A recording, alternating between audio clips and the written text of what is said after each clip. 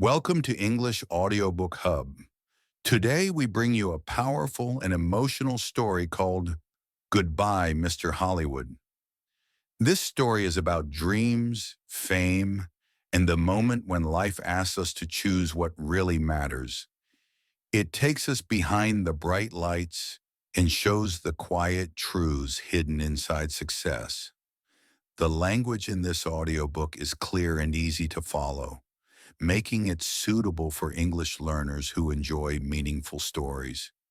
You don't need to understand every word. Just listen, feel the story, and let the English come naturally. So find a comfortable place, relax your mind, and enjoy this journey of change, reflection, and goodbye. Subscribe to English Audiobook Hub for more English audiobooks and graded reader stories. Now let the story begin. Chapter 1. Mystery Girl.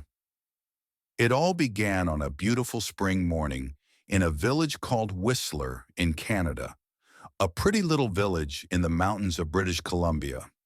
There was a cafe in the village with tables outside, and at one of these tables sat a young man. He finished his breakfast, drank his coffee, looked up into the blue sky, and felt the warm sun on his face. Nick Lortz was a happy man. The waiter came up to his table. "More coffee?" he asked. "Yeah, great," said Nick. He gave the waiter his coffee cup. The waiter looked at the camera on the table. "On vacation," he said. "Where are you from?" "San Francisco," Nick said. He laughed. "But I'm not on vacation. I'm working. I'm a travel writer, and I'm doing a book on mountains in North America. I've got some great pictures of your mountain." The two men looked up at Whistler Mountain behind the village. It looked very beautiful in the morning sun. "Do you travel a lot then?" asked the waiter. "All the time," Nick said. "I write books, and I write for travel magazines. I write about everything. Different countries, towns, villages, rivers, mountains, people." The waiter looked over Nick's head. "There's a girl across the street," he said. "Do you know her?" Nick turned his head and looked. "No, I don't." "Well, she knows you, I think," the waiter said. "She's watching you very carefully." He gave Nick a smile. "Have a nice day." He went away back into the cafe. Nick looked at the girl across the street. She was about 25, and she was very pretty. "She is watching me," Nick thought. Then the girl turned and looked in one of the shop windows. After a second or two, she looked back at Nick again. Nick watched her. "She looks worried," he thought. "What's she doing? Is she waiting for somebody?" Suddenly, the girl smiled. Then she walked across the street, came up to Nick's table, and sat down. She put her bag down on the table. The bag was half open. "Hi, I'm Jan," she said. "Do you remember me? We met at a party in Toronto." "Hi, Jan," said Nick. He smiled. "I'm Nick, but we didn't meet at a party in Toronto. I don't go to parties very often, and never in Toronto." "Oh," the girl said, but she didn't get up or move away. "Have some coffee," said Nick. The story about the party in Toronto wasn't true, but it was a beautiful morning, and she was a pretty girl. "Maybe it was a party in Montreal or New York." The girl laughed. "Okay, maybe it was. And yes, I'd love some coffee." When she had her coffee, Nick asked, "What are you doing in Whistler? Or do you live here?" "Oh, no," she said. "I'm uh, just traveling through." "And what are you doing here?" "I'm a travel writer," Nick said, "and I'm writing a book about famous mountains." "That's interesting," she said, but her face was worried, not interested, and she looked across the road again. A man with very short white hair walked across the road. He was about 60 years old, and he was tall and thin. The girl watched him.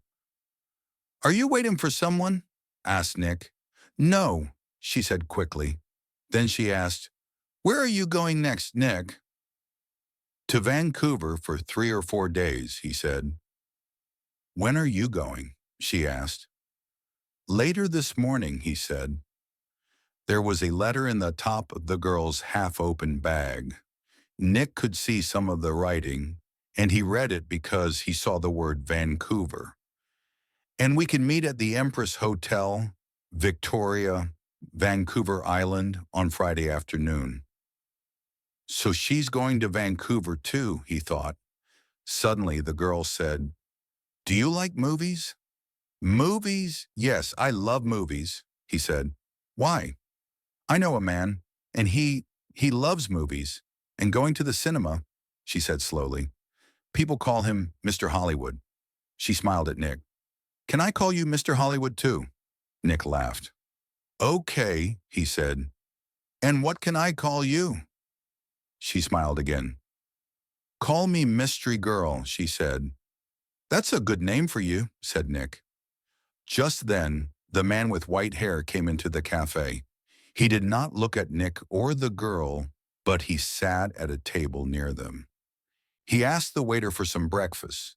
Then he began to read a magazine. The girl looked at the man, then quickly looked away again. Do you know him? Nick asked her. No, she said. She finished her coffee quickly and got up. I must go now, she said. Nick stood up too. Nice to, he began, but the girl suddenly took his face between her hands and kissed him on the mouth. Drive carefully, Mr. Hollywood. Goodbye, she said, with a big, beautiful smile. Then she turned and walked quickly away. Hotel. Nick sat down again and watched her.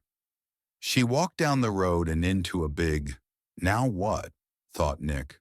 Was that all about? The man with white hair watched Nick and waited. After 4 or 5 minutes, Nick finished his coffee, took his books and his camera, and left the cafe. His car was just outside the girl's hotel, and he walked slowly along the street to it. The man with white hair waited a second, then quickly followed Nick. From a window high up in the hotel, the girl looked down into the road. She saw Nick and the man with white hair about 50 yards behind him. Nick got into his car, and the man with white hair walked quickly to a red car across the street. 5 seconds later, Nick drove away in his blue car, and the red car began to follow him. When the girl saw this, she smiled, then went to put some things in her travel bag. Chapter 2, A Hand in the Back. That evening, in his hotel room in Vancouver, Nick could not stop thinking about the girl in the Whistler Cafe. Why did she come and sit with him? She didn't know him.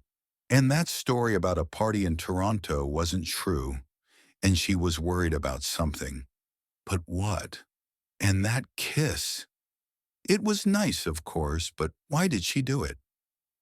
Maybe she liked my face, Nick thought, or my brown eyes, but I'm not going to see her again. So it doesn't matter, forget it. He put some money in his pocket and went downstairs to the hotel restaurant.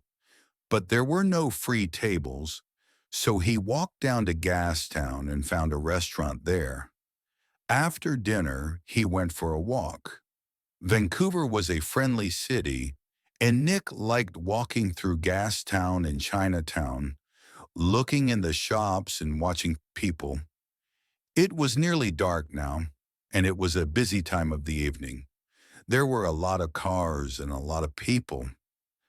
After a time, Nick began to walk back to his hotel. He came to a busy street and waited, with a small crowd of people, to go across. A tall woman in a blue dress stood next to him.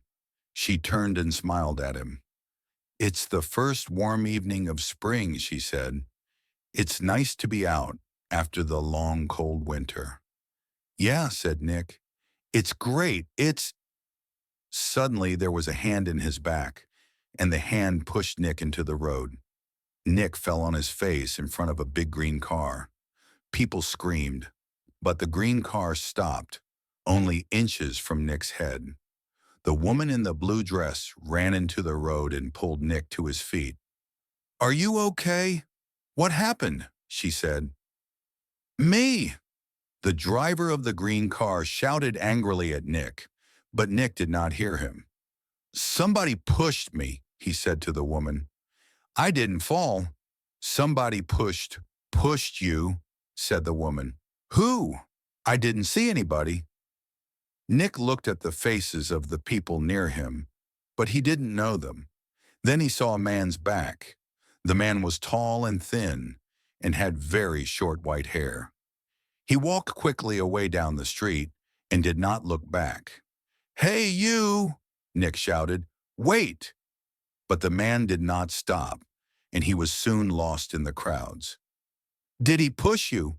asked the woman in the blue dress. I I don't know," Nick said. "Do you know him?" she asked. "I don't know his name," Nick said, "but I know that short white hair. Now where did I see it before?" The woman began to move away. "I must get home," she said. "Are you okay now?" "Yeah, I'm okay," Nick said. "And thanks. Thanks for your help." "That's okay," the woman smiled. "Be careful now." Back in his hotel, Nick sat on his bed and thought, "It was an accident. Nobody pushed me. It was an accident. Nobody wants to kill me. And there are hundreds of men in Vancouver with white hair." It was 1 o'clock in the morning, but Nick couldn't sleep. He listened to the cars in the road, and he looked at the night sky through his hotel room window. Then he sat at the table and tried to write some more of his book about mountains, but he couldn't think about his work. He got back into bed. There were 4 or 5 magazines in the hotel room. They were not very interesting, but Nick sat in bed and opened one and saw a photo of Mystery Girl. He looked at the picture very carefully, but yes, it was her. Jan, the girl from the Whistler Cafe. She was next to a man of about 50 or 55, and they were in the garden of a big, expensive house. They smiled at the camera, and they looked very happy. Canadian millionaire Howard Hudson and his daughter Meg, it said under the picture, at their home in Toronto. Meg Hudson, not Jan, not Mystery Girl. Meg Hudson, the daughter of a millionaire. Nick read it again. Why did she come and sit with me in the cafe at Whistler? He thought. Millionaires' daughters don't sit with strangers in cafes and then give them a big kiss when they leave. Why did she do it? What did she want? He thought back to the cafe in Whistler and the girl next to him at the table. Then he remembered something. He remembered a man at a table near them in the cafe, a tall, thin man, about 60 years old, a man with very short white hair. Nick didn't sleep much that night. Chapter 3. A Walk in the Park. The next day was Thursday. Nick stayed in his hotel room and wrote about mountains all morning. Then he drove to Stanley Park in the afternoon. He sat and read a book for an hour.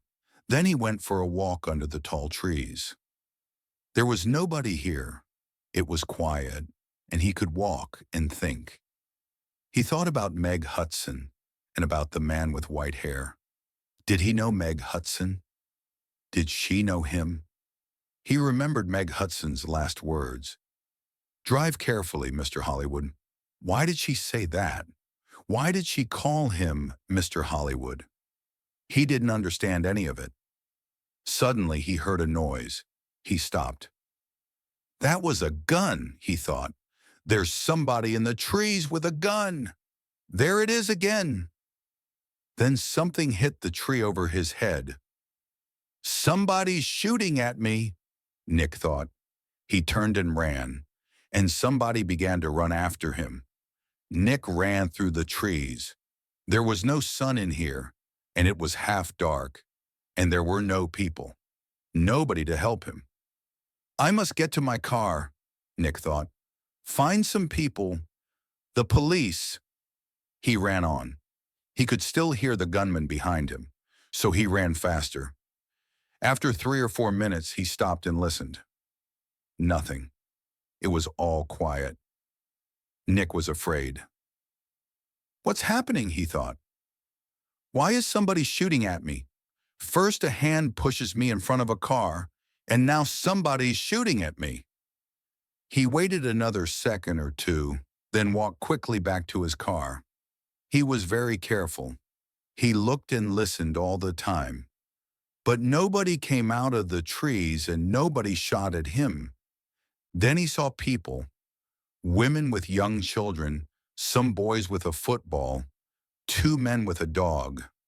He began to feel better. Nobody can shoot me now, he thought, not with all these people here.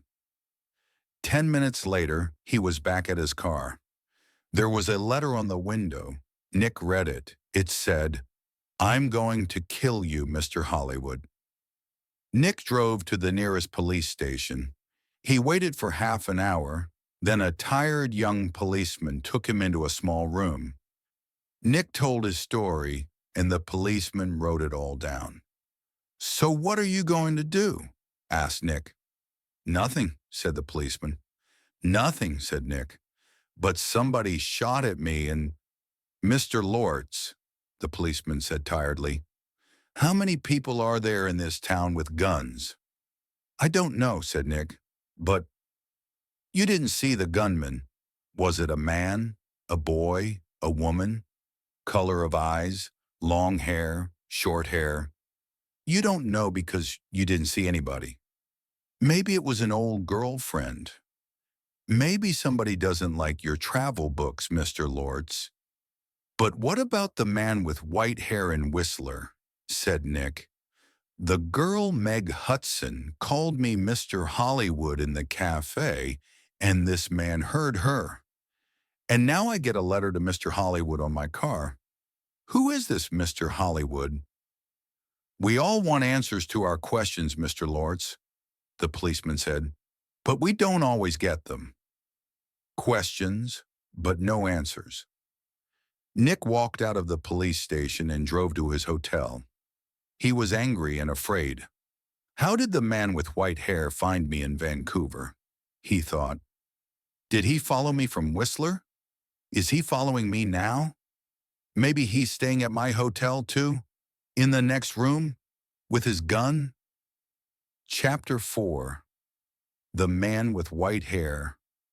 Nick stopped his car in front of the hotel. He looked carefully before he got out, but there was nobody with white hair near the hotel. He half ran through the hotel doors and went to the desk inside. "I'm looking for a man with very short white hair," he said to the woman behind the desk. "He's staying here, I think. He's about 60 years old and he's tall and thin." The woman did not look very interested. "There are a lot of visitors in the hotel," she said.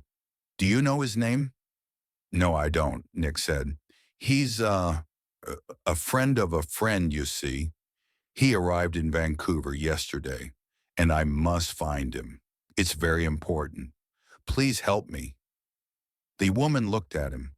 "There are 350 rooms in this hotel," she said, "and maybe 30 or 40 men with white hair. How can I remember all their names?" She turned away to answer a telephone call. Nick walked away from the desk. A drink, he thought. I need a drink. He went into the hotel bar, got a drink and sat down at a table. So what do I do now, he thought. And then he remembered something. A letter in the girl's half-open bag in the Whistler Cafe. "And we can meet at the Empress Hotel, Victoria, Vancouver Island on Friday afternoon."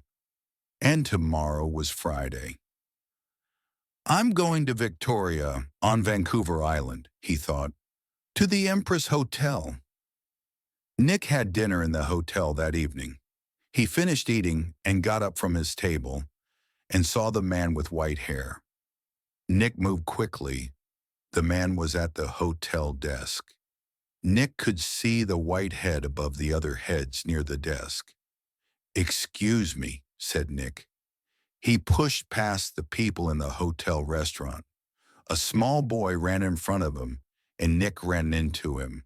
The boy and Nick fell down on the floor. The boy began to cry. "Hey," said a woman behind Nick. "I'm very sorry," said Nick. He got up and helped the boy to his feet. "Are you okay?" he asked the boy. "Be more careful next time," said the woman. Nick moved away quickly, but when he looked back at the hotel desk, he couldn't see the man with white hair. He pushed through the crowd of people. "That man!" he shouted at the woman behind the desk. "That man with short white hair. Where did he go?" The woman looked at Nick. "Mr. Vickers," she said. "I don't know." "Vickers? Is that his name?" said Nick. "What's his room number?" "I'm sorry, I can't tell you that," the woman said. "But I need to," began Nick. The woman turned away to answer the telephone. After a second or two, Nick went upstairs to his room. "Vickers," he thought. "Does Meg Hudson know Mr. Vickers? I need some answers, and I need them quickly." Chapter 5. Vancouver Island. Tsawwassen was about 23 miles south of Vancouver. Nick drove there in his car the next morning for the 1 o'clock ferry to Vancouver Island. Every 5 minutes he looked behind him. The road was busy. Black cars, white cars, red cars, green cars. Maybe Vickers was in one of them. At Tsawwassen, Nick drove his car onto the ferry. There were a lot of cars and crowds of people. Nick got out of his car and walked up and down the ship. He looked for a man with white hair, but he didn't see one. Soon the ferry began to move and Nick felt better. He found the ferry restaurant and got something to eat. More people came in. Nick looked at the faces of all the older men. Some had hats on, so he looked for somebody tall and thin, but there was nobody. Maybe he's not on the ferry, Nick thought. Maybe he's back in Vancouver.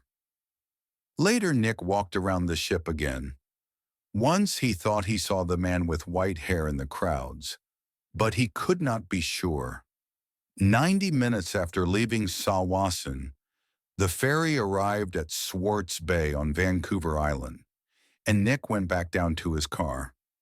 Swartz Bay was 20 miles north of Victoria. Nick drove quickly and again looked behind him every 4 or 5 minutes. Once he saw a red car about 200 yards behind him. "Did I see that car on the road from Vancouver to Tsawwassen?" he thought. He drove more slowly, but the red car still stayed 200 yards behind him, and Nick couldn't see the driver's face or hair.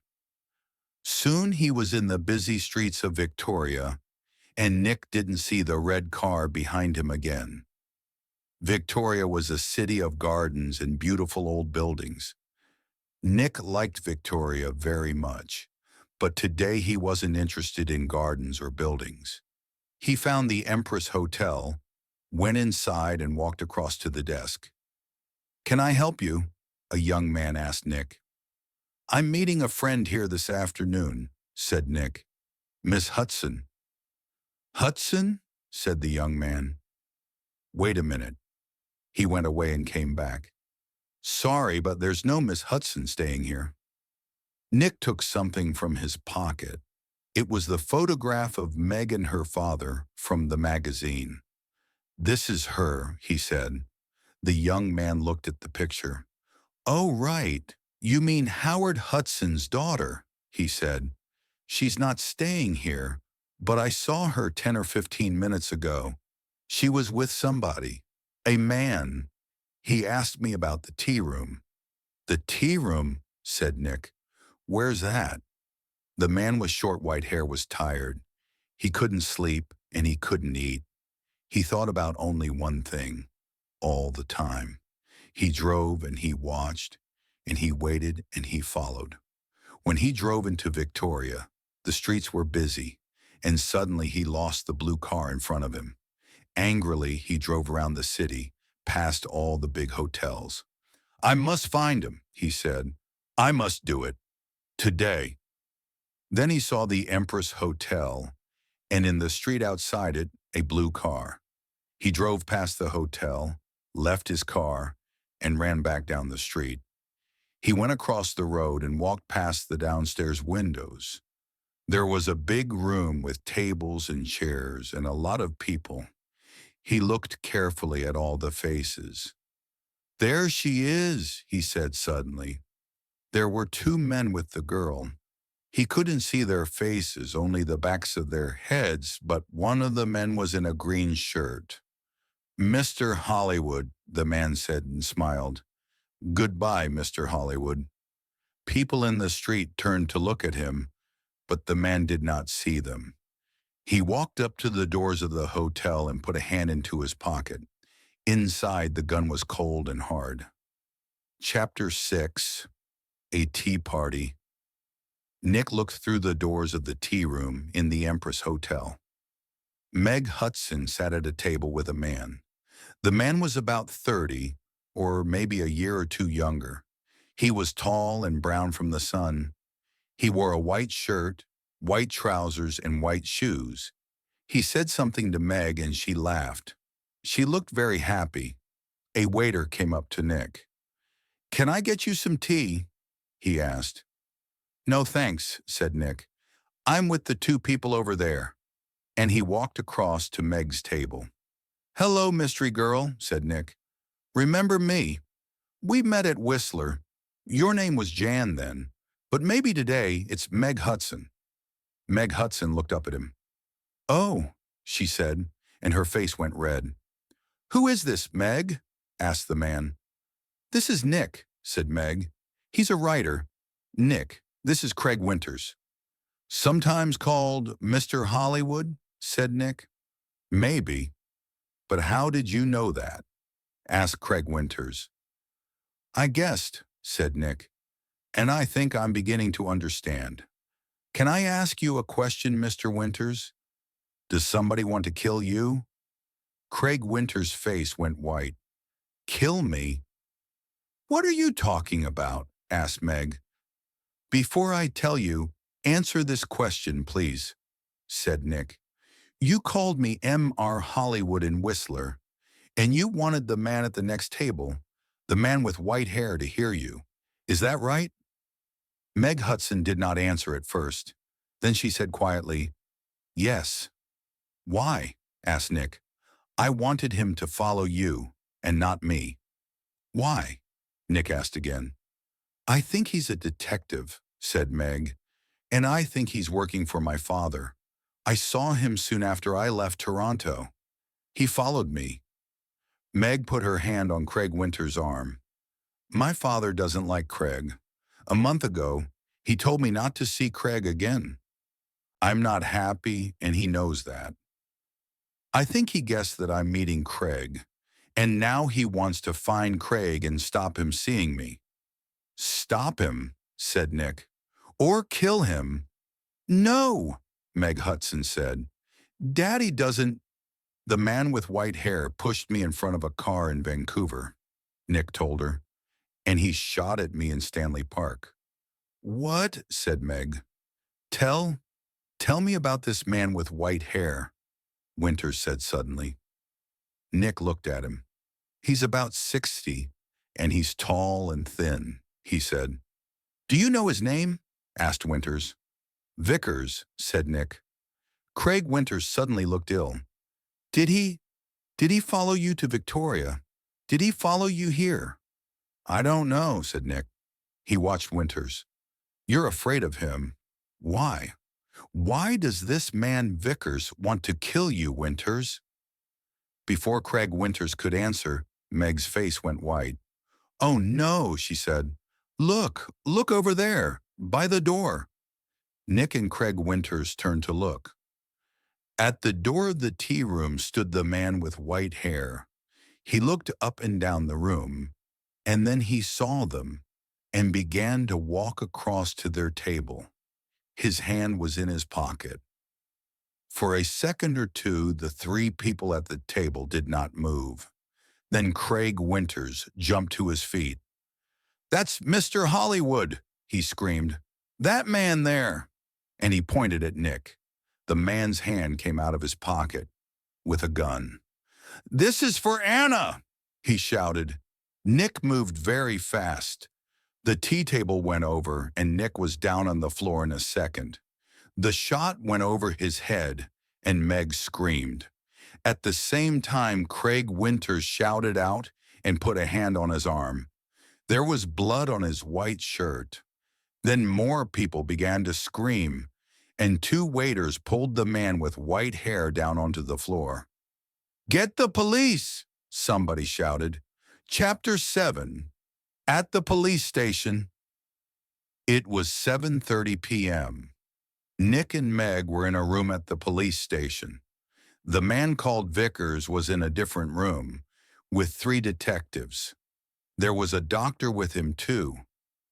Craig Winters was at the hospital. The door opened and a detective came in with 2 cups of coffee. He put them down on the table and turned to go out again. "Detective Edmonds," Meg said, "did the hospital call? Is Craig going to be all right?" "Winters," Detective Edmonds said. "Yes, he's going to be okay." "Can I call the hospital now?" asked Meg. "I'd like you to wait," said Edmonds. "Detective Keat is going to be here in a minute. He's just coming from the airport and—" He looked through the open door. "Ah, here he is now." A second detective came into the room, and behind him was a tall man with dark hair. Meg stood up quickly. "Daddy," she cried, "what are you doing here?" "The police called me," said Howard Hudson, "and I flew here at once. Detective Keat met me at the airport. Now sit down, Meg. I want you to listen to me." He did not look at Nick. Meg sat down and her father took her hands. "Meg, last week Johnny Vickers came to my house. He wanted to talk about his daughter. You remember Anna, Meg? 3 months ago, she jumped off a bridge in Boston and died. She was young, beautiful, rich, and she didn't want to live. Why? Because she loved a man, and the man took her money, ran away, and left her. And the man was called—" "No," said Meg. "No." "Yes, Meg, yes. He was called Mr. Hollywood." "No!" shouted Meg. She began to cry. "That's right, Miss Hudson," said Detective Keat quietly. "To you he gave the name Craig Winters. When Anna Vickers knew him, he was Carl Windsor. But he liked all his uh, girlfriends to call him Mr. Hollywood. He took nearly $50,000 from Anna Vickers. And there was a girl before that." "No, it's not true," Meg shouted. "It is true, Meg," said her father. Windsor, gets all his money from rich men's daughters. Johnny Vickers loved his daughter. He went to her house in Boston after she died. He read her letters and learned about the money and the name Mr. Hollywood. And when he came to my house, I told him about you, Meg. I said, my daughter's got a new boyfriend, and she calls him Mr. Hollywood. I don't like him, but I can't stop her. She's going away to meet him next week, I think. What can I do?" Johnny put his hand on my arm, and he said, "Don't be afraid for your daughter. I'm going to find that man and stop him." Meg said nothing. Her face was very white. For a minute or two, nobody spoke. Then Detective Edmonds said, "Vickers told us all about it, Miss Hudson. He followed you to Whistler and saw you with—" Nick began to understand. "With me, in the cafe, and Meg called me Mr. Hollywood."